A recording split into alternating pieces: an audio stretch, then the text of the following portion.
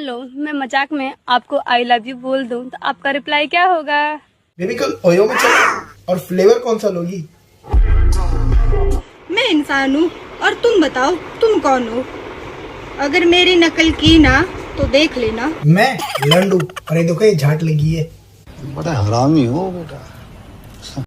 तो गाइस हमारे यहाँ तो लोग पेट्रोल पंप में पेट्रोल डलवाने जाते हैं, आप क्या करने जाते हो? कमेंट। पेट्रोल पंप पे जाके पेट्रोल अपनी गांड में डलाते हैं और डलाने के बाद रॉकेट बन जाते हैं, सीधा आसमान में उड़ जाते हैं। एक बार आप भी डला के देखो।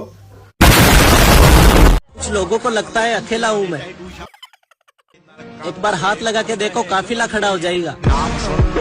गलत बात है, तुमने काफिले की बात की थी, तुम्हारे पीछे तो कालिया है।